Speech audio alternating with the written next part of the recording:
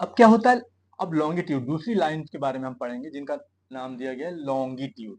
ठीक है, ये जो है वर्टिकल लाइंस खींची गई हैं। ठीक, ये वर्टिकल लाइंस है। मान लीजिए कोई, ये दोनों eastern, this half of earth is called eastern और दिस वेस्टर्न हेमिस्फीयर। जैसे नॉर्दर्न साउदर्न था, वैसे ईस्टर्न और वेस्टर्न भी है। तो इसमें क्या होता है, कोई भी इन लॉन्गिट्यूड में मान लीजिए कोई दो प्लेसेस है, वो भी 20 डिग्री ईस्ट में और 20 डिग्री साउथ, सॉरी वेस्ट में भी हो सकते हैं। तो फिर कैसे बताएंगे, तो उसको बताने के लिए क्या होता है, हमने इसको इन लाइंस को यानी लॉन्गिट्यूड को ईस्टर्न और वेस्टर्न में डिवाइड कर लिया। तो उसको ई और डब्ल्यू लिखते हैं। उस मान लीजिए कोई जगह 20 डिग्री ईस्ट, ईस्टर्न लॉन्गिट्यूड में सिचुएटेड, तो उसको बोलेंगे 20 डिग्री ई लिखा रहेगा वहां पर। और अगर वेस्टर्न में, ईस्टर्न पार्ट ये कहलाता है और वेस्टर्न पार्ट ये कहलाता है, तो उस हिसाब से उसके साथ ई या डब्ल्यू यानी ईस्टर्न या वेस्टर्न इंडिकेट करने के लिए बताते हैं। इससे पता चल जाता है कि वो कहाँ पर है। अब इन लाइंस को जो है, ये लाइन क्या करती हैं, नॉर्थ और साउथ पोल को जोड़ती हैं। लॉन्गिट्यूड जो है नॉर्थ साउथ पोल को जोड़ने वाली लाइंस होती हैं। ठीक है, और ये लाइन जो है जैसे जैसे पोल्स की तरफ जाती हैं, ये एकदम सट नहीं जाती है, इनके बीच का गैप कम होता जाता है और पोल में एकदम ये एक दूसरे से बिल्कुल मिल जाती है। कौन सी लाइन, लॉन्गिट्यूड।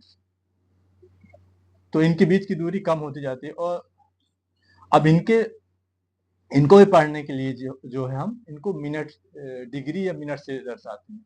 ठीक है, इन लाइंस के मेजरमेंट को नापने के लिए ये बहुत इंपॉर्टेंट रेफरेंस पॉइंट्स हैं, क्योंकि नॉर्थ से साउथ पोल तक जोड़ती हैं, तो इनको मेरिडियंस ऑफ लॉन्गिट्यूड्स कहा जाता है। ऐसी लाइंस जो कि नॉर्थ और साउथ पोल को जोड़ती है उनको मेरिडियंस ऑफ लॉन्गिट्यूड कहा जाता है। और ये इंपॉर्टेंट क्या है, रेफरेंस पॉइंट्स है, यानी किसी जगह की लोकेशन वगैरह को बता सकते हैं। ये जो है आधे गोले के आकार की होती है ना। और मैं बता चुका हूँ कि जैसे जैसे पोल्स की तरफ जाती है इनकी डिस्टेंस कम हो जाती है। इन सभी की लंबाई एक सी होती है। जैसे लेटीट्यूड में क्या था, इक्वेटर की लंबाई सबसे ज्यादा थी, और जैसे जैसे ऊपर की तरफ जाते हैं मैंने बताया उनकी लंबाई कम होती जाती है। लेकिन लॉन्गिट्यूड में क्या होता है कि इनकी लंबाई एक सी रहती है ना, लंबाई इनकी एक सी रहती है। तो लैटिट्यूड 180 है कुल नंबर में, और लॉन्गिट्यूड 360 है इनका कुल नंबर। ठीक है, तो ये जो है होती एक ही लंबाई की है। अब क्या, मेरिडियन की गिनती शुरू करने के लिए एक अंतरराष्ट्रीय पैमाना बनाया गया, क्योंकि ये कैसे इसको गिनती शुरू करने के लिए हमें जीरो शुरू करते हैं, तो कोई नंबर लाइन में भी जीरो से शुरू करते हैं।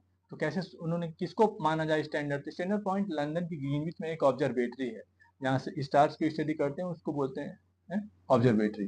तो उस ऑब्जर्वेटरी के ऊपर से गुजरने वाली मेरिडियन को प्राइम मेरिडियन यानी मेन, प्राइम मतलब मेन मेरिडियन माना गया, यानी ये इसको स्टैंडर्ड माना जाता है। यानी इससे जीरो की शुरुआत होती है, इसकी वैल्यू 0 डिग्री मानी गई है। इससे प्रारंभ करके हम 180 ईस्ट की तरफ यहाँ से और 180 वेस्ट की तरफ, यानी कुल 360 लाइंस ये मानी जाती है। प्राइम मेरिडियन पृथ्वी को यानी अर्थ को दो बराबर भागों में बांटती है ना, ईस्टर्न हेमिस्फीयर और वेस्टर्न हेमिस्फीयर। ये पहले बता चुका हूँ। इसके लिए किसी जगह का लॉन्गिट्यूड बताने के लिए हम उसके साथ ई या डब्ल्यू लगाते हैं, ये भी बता चुका हूँ।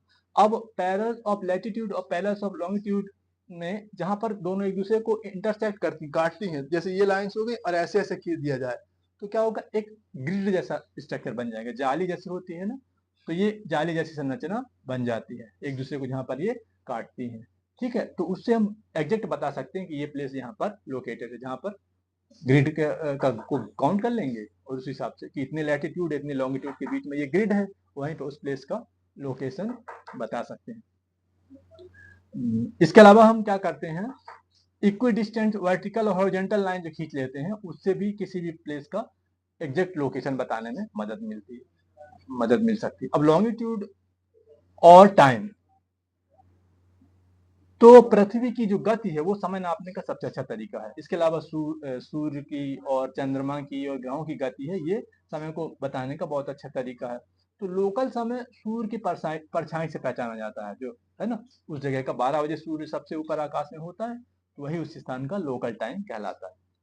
अब जब प्राइम मेरिडियन जो लंदन के ऊपर से गुजरती है, उसके ऊपर सूर्य होता है ना, तो उसके आसपास की सभी स्थानों पर मिड डे यानी कि नून होता है।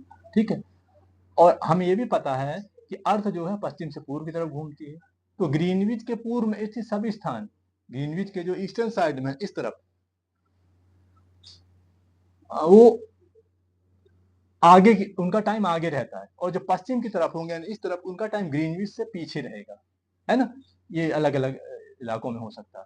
अब किसी भी स्थान पर अगर 0 डिग्री पर 12 ओ क्लॉक घड़ी में, तो कैसे मिलाया जा सकता है? सूर्य जब एकदम आसमान में ऊपर होगा, है ना, उस समय को 12 माना जाता है, उस जगह का लोकल टाइम 12 बजे माने जाएंगे, और उस टाइम का लोकल टाइम माना जाएगा।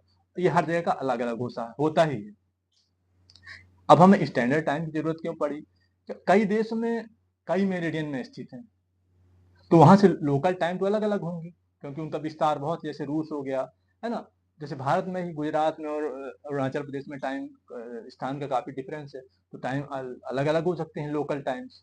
तो क्या किया जाए, एक ही टाइम बनाने के लिए क्या करते हैं, उस देश में किसी एक मेरिडियन को स्टैंडर्ड मान के उस स्थान का लोकल टाइम, उस देश का टाइम माना जाता है, स्टैंडर्ड टाइम माना जाता है। आई जैसे इंडियन स्टैंडर्ड टाइम क्या है, ये 82 डिग्री और 30 मिनट्स ईस्ट जो मेरिडियन है, उसको इंडिया का IST, इंडियन स्टैंडर्ड टाइम, उसी से मेजर किया जाता है। ये भारत का स्टैंडर्ड मेरिडियन है ना। यहाँ अब इंडिया जो आपको पता है कि ईस्ट की तरफ स्थित है, ग्रीनविच से, है ना। हम ईस्ट में, तभी तो वो लोग हमें पूर्वी लोग कहते हैं, हम उन्हें पश्चिमी कहते हैं। तो लंदन की तुलना में हम ईस्ट में हैं,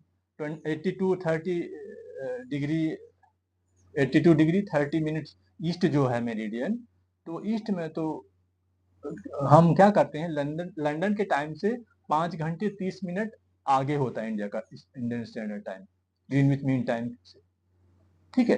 अब कुछ देशों में क्या होता है, उनका लॉन्गिट्यूडनल विस्तार बहुत ज्यादा है, तो उन्होंने क्या किया, एक से ज्यादा स्टैंडर्ड टाइम, जैसे रशिया में एक से ज्यादा स्टैंडर्ड टाइम है।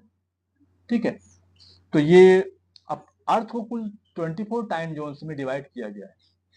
तो ये जो है मैं आपको टाइम जोन्स के बारे में बताया, ये इंपॉर्टेंट रहा है। और इसमें ये लाइन्स लैटिट्यूड है, पहले बता चुका हूँ दिस, ये लॉन्गिट्यूड्स है, ये इक्वेटर है, tropic of Cancer, tropic of Capricorn, frigid zone, torrid zone, temperate zone. तो ये जो है हीट जोन्स कहलाते हैं अर्थ के, यानी कि कहाँ पर कितना टेम्परेचर के हिसाब से अर्थ को डिवाइड किया गया। Thank you.